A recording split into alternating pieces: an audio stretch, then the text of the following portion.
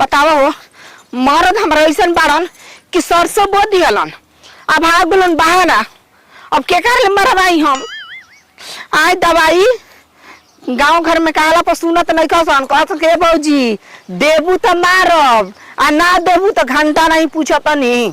तो बताओ हम के करे से कहीं ए सतेंद्र ए सत्या सुनो सुनो सुनो सुनो अब सुतार लहार बढ़िया बा का हो भौजी ए हमार काम ना करबो काहे न करबो ले लो ई का कहतलू भौजी कामन चीज देतलू हो अरे पैसा देता नहीं आ मार दो ये भौजी देखो उ सब हम ना काम करी ना हो तू बोल उल बालू हमरे से मरवाइबू अरे मौका बार बस एकली में मुतु तू भौजी ऐसा बात करे अरे लगे दवाई मारे के बाहो ओही कहता नहीं दवाई मारे के बाद तो सोच कहानी न ई का कहतलू घुमा फिरा के हमार मारे के बटे हां तो हमार रात का तारो हम दूसरा चीज समझ गुनी हो हम जने के हौ काम करे के बा भैया वाला बाग भौजी तू तुम्हारे बस फुट जी तार का पारे ऐसा तू बात कहतलू ना तो क्या करी बताबो अरे हम तार ले काहे कैसे कहे जाइबो कबो मजाक कर ले बानी ना भौजी कबो कबो मजाक हो जाला काम हो जाई बताबो का केना मारे के बटे होमा के हेमा यही में हां पूछो कहले कि तार खेत में बहुत घास लागल बटे हो अच्छा दवाई मारा जाई जर जाई हां ना आ कातना फाफड़ छिटल बटे तार भैया के छीटल हो ओइसे का बाहर बगे देलू हो उनकरा के हम बाहर बगी दनी हई तो वो अपने बोल हवने अपने देखो भौजी मरद तो अपना से बाहर ना जानो सो मेहरारू कुछ कहली से तबे उनके दिल पे कोनो चीज बात लागेला ना मेहरारू के तबे भागे न सो घर छोड़ के बाहर हां ना हां तो तू कुछ कहले को भैया के बात ना मानले को तो वो खिसिया के गुलहियो तोरो को बोलता नहीं का बात ना हमारा के नहीं को बोलत तार बतिए बड़ा हमारा के मीठा मीठा लागत हो दीदी तार बीमारी देखते भौजा इलार चुए लगल आ जा हमर नंबर आई हो ना हो भौजी ऊ तंची मजाक करले नहीं तो माने खिसिया गोलू ऐसा बात बना हां तारा बस के बात नहीं खे भौजी तू बतावो ना कैसन काम नहीं कि ना होई हो हम मार दे पूरा बढ़िया से ना कि तार एकदम खस देखा ऊपर हो जाई मोरे मुंह ना ऐसा बटे का हो भौजी काहे बोलाओ तो बालू भाव तो बालू का हो तू तो हाथ गोड़ धो के हमारा पीछे ही पड़ गइला पैसा मिली तो कौन हमार खराब बाटे मार दम तार तो अरे सुना तार जो लूर बना तन ठीक हमके लाग नहीं के बताओ तन की को कह देनी हई कि दवाइयां सुना अरे आज तो तू एकदम बुझाता कि हम पीला ना है कि वो मत तर कतलू पीला हां कुकुर ले कम बड़ा हेनिया सुना देखा दूर चला कहता ना खिसिया तलू हो किसी आप नहीं थी खोदिए ना मारे के बाद तार खेतवा में दवाई मारे के बाद सरसों पर और घास पर जड़ जा ए भौजी मार देम ना कि एकदम ये कहू ना चिकन हो जी बस सोसोए लो कि तो तू बोलाओ तो बालू भक्तो बालू इतना खिसिया जाला देवर पर कहिया जवान भइलो कहिया राक्षस हो गइलो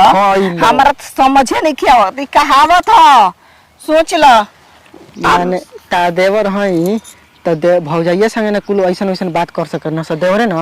एगो बात कही कह ना सुने खातिर बोटले ना बानी देवर देखनी लेकिन तोहरा लिखा ना हो ना भौजी हम तन की मारे खातिर दवाई का बोला देनी तू तो एकदम नुमुक चुमुक के तरह सटल आवत ह ना जेने जाता नहीं होने घिचाल जाता रह अच्छा ये भौजी भैया के बाहर बगे दिल बोलो ठीक आ तार कोनो काम करे हूं के होई आ तो कोलू खाद मारे के तो खा तो हमार दे बाद आ और फिर दूसरा दिन में दूसर काम हो गइल कि हई करे के बा हई जा छोड़े के बा गाड़ी ले तो फिर लगबू जो है तक के जाई इहो तो बात तू सही कहता रहो तो का करी बतावा तू करबू का जौन काम खातिर बोले लो काम करवाबो ठीक न कुछ तनी मनी पैसा के हमरो काम बाटे एगो माल फसैले बन न वो करे के देख बा गिफ्ट में हां माल फसिले बड़ा हां का हो ए तू कहिया ले माल के चक्कर में हो गेल लो भौजी जान तो हमारा हमार उम्र के लड़का पूरा एकदम पार हो गेल सो कहां बा मतलब लवर के गोरा नहीं बाबा बस बस बस बस समझ गई नहीं समझ गई ना का तू 1.5 नंबर के बाड़ो 1.5 नंबर के ना 1 नंबर का है हां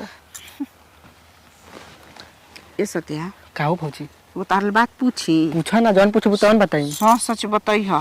हां पूछब तो जरूर सच बताई हां एकदम सच बताई मो तू है तू ही त हमार भौजाई बालू जौन ची कहे ना तौन ची हमार बात मनबे करेलू हम तू पूछा ना बताई तब ना। परसे वाला रोडवा धके जात रह हाँ पुलिया के नीचे तू ही पिटाई रह का। ना भौजी बैक हम ना रही और रहे रविंदा रहा। हो रे डेढ़ फुटिया हाँ ता तोरी की जो है रे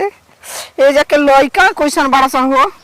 कि जहाँ ना जाए के तहाँ जाता हो सन जहाँ ना करे के तहन करत हो सन। बतिया तो सुनो भौजी हमने के गांव में के लड़का पूरा खत्म हो गइल बा, पढ़े के उम्र में वही में लागल बनस हो। का में हो जौन चीज में लागे के चाहिए। काम काज में हाँ पुल में काम होता है। पुल ऊ काम ना हाँ दूसर काम। ए सब बात बा ना हाँ। जाई देवता है ना हमरे के बोलाई कब हाँ। जब दवाई या मशीन लिया के मरवावे के पड़ी तो ठीक ठीक जाई ठीक जाई। हम जाने के लिया के दे दिल बलू खासा मरही के बाद तू भौजी एकदम 2 नंबर के बात बतियाओ तलू। ठीक बा हम आओ तलू बोलई है ना। अरे जा हो बोलाई नहीं घंटा बोलावत नहीं हो तन की बोला दे हनी या पूछ कर लेनी हमरा पीछे ही पड़ गइल बा और कहीं सही में दवाई वही मरवा ले तो चक्करों में पड़ जाई। ऐसे बढ़िया बा कि अपने से दवाई मार लो मशीन से मारा ही के बाटे लेकिन ऊंच खाल कैसे हमरा बुझाई ना बुझाई का करी। अच्छा जौन होई तौन देखल जाई चले द घरे।